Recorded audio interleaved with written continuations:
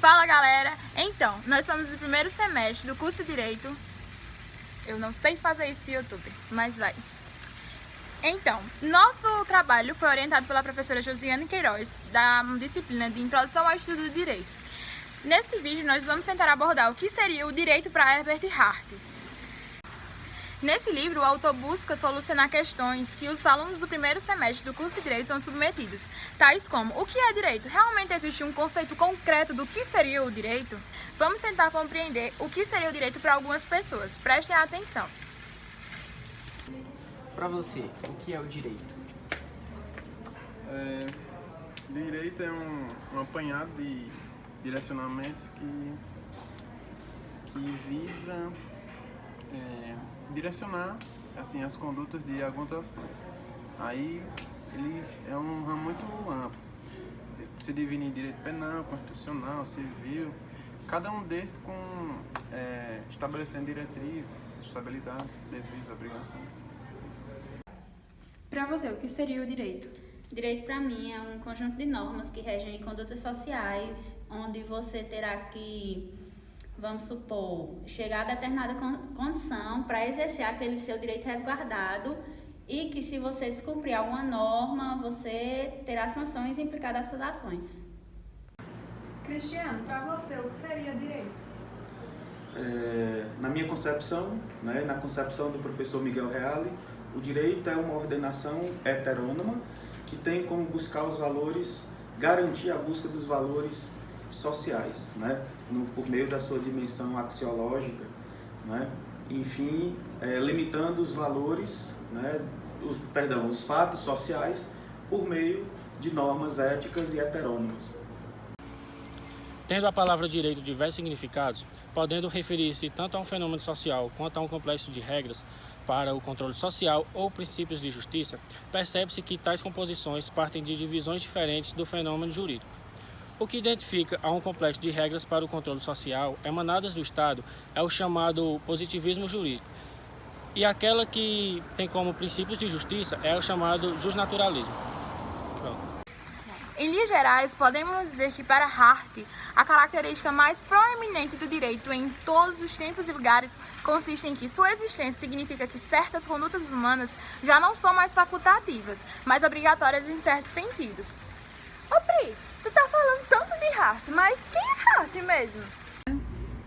Herbert Lionel Adolphus Hart nasceu na Inglaterra, foi um filósofo do direito e uma das principais figuras no estudo da moral e da filosofia política. Uma de suas principais obras foi o famoso livro O Conceito do Direito, considerado mesmo por seus maiores críticos uma obra-prima da teoria do direito no século XX.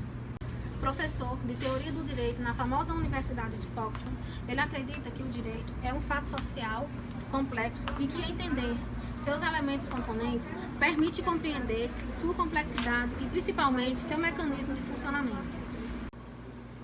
Hart propõe que o direito é composto por regras primárias, que são regras de conduta, e as regras secundárias, que não impõem obrigações, sejam por criar poderes públicos ou privados, e que a ligação entre essas regras ocupa um lugar central no estudo jurídico. Vamos entender um pouco mais sobre cada uma delas.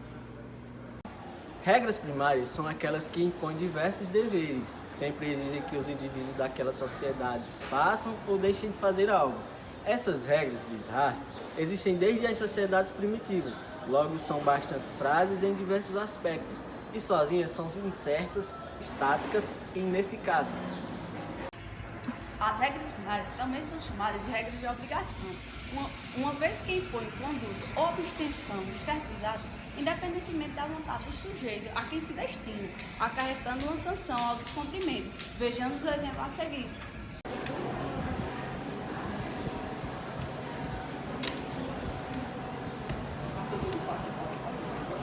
Ai, meu Deus! Ele tá roubando, isso é errado! Para Hart, em sociedades primitivas, o direito existe apenas como regras primárias. Isto resulta em 3 defeitos para o desenvolvimento social, sendo o primeiro deles a incerteza. O grupo nessa situação somente tem a regra de obrigação. Daí, quando ocorrem dúvidas acerca de qual a regra a ser aplicada ao caso concreto, não existe um processo para responder estas dúvidas.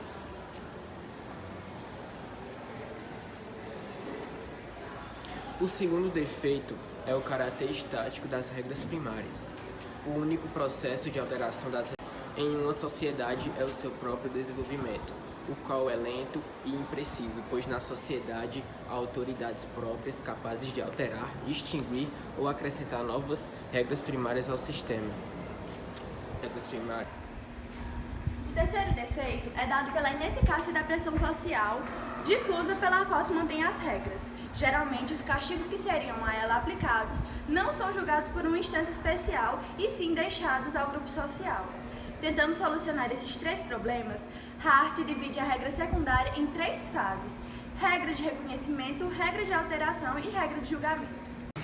Bruno, um comerciante em ascensão, fez grandes investimentos em um novo produto no mercado e não obteve o retorno esperado. Nessa posição, recorreu a um agiota em busca de um processo menos burocrático para o pagamento de seus débitos. Obrigado por me emprestar. Daqui a 2 meses eu te pago se o novo investimento der certo, te pagar até antes. Tá, ok. Negócio fechado, viu? Passados 6 meses da dívida, Carlos não se conforma com a situação e Bruno é surpreendido quando tentava se explicar. Ó, seguinte, não vou ser mais tolerante, já se passaram 6 meses, só vou deixar um aviso para você tomar cuidado e cuide da sua família. Na maior parte dos casos, a regra de reconhecimento não é anunciada, mas a sua existência manifesta-se no modo como as regras concretas são identificadas. Ela se encontra acima da Constituição do país e nela se reúnem os critérios necessários para conferir a validade de todas as outras regras.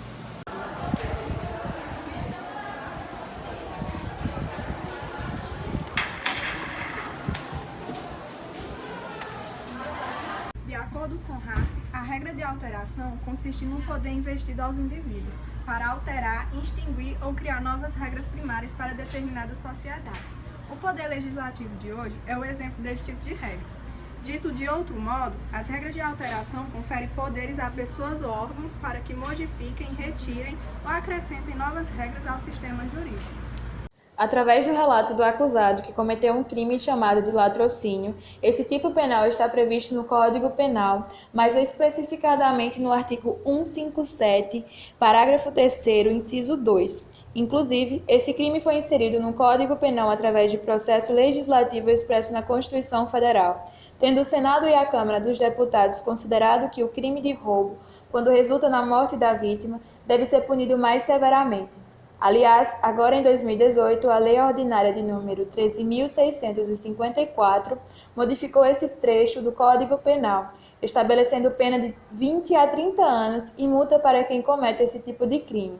São regras de julgamento que conferem poder e competência para que determinadas pessoas decidam, identificando o crime cometido, o indivíduo a ser julgado e o processo a ser seguido, acabando com a ineficácia das regras primárias. Atualmente, no Brasil, o Poder Judiciário é o principal destinatário dessas regras de julgamento.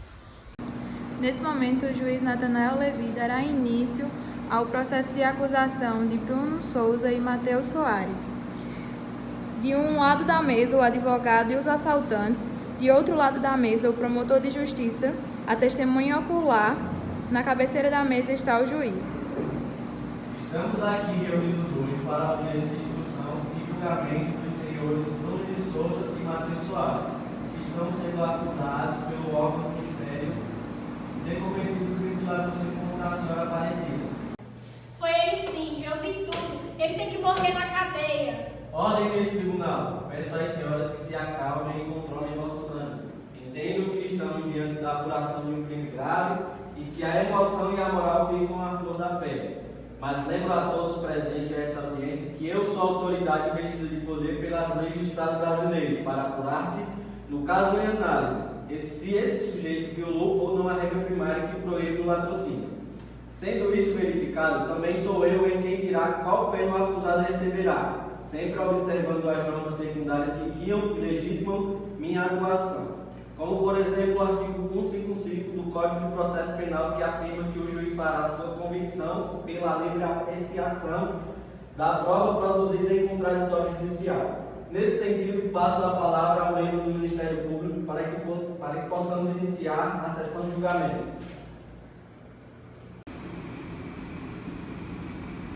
Além da divisão entre regras primárias e regras secundárias, o autor, em sua obra, também propõe uma reflexão acerca do direito da moral. Apesar de afirmar que a lei não deve neutralizar preconceitos de origem moral, o mesmo afirma que a moral também pode influenciar em decisões judiciais. Como um bom positivista de direito que é, defende que não há uma verdade necessária que as leis devem reproduzir ou satisfazer certas exigências da moral, pois, embora seja comum a correspondência entre direito e moral, aqueles não precisam desses para existir. Outra distinção importante entre o direito e a moral, apontada por Hart, diz respeito à forma como a pressão moral é exercida sobre o sujeito.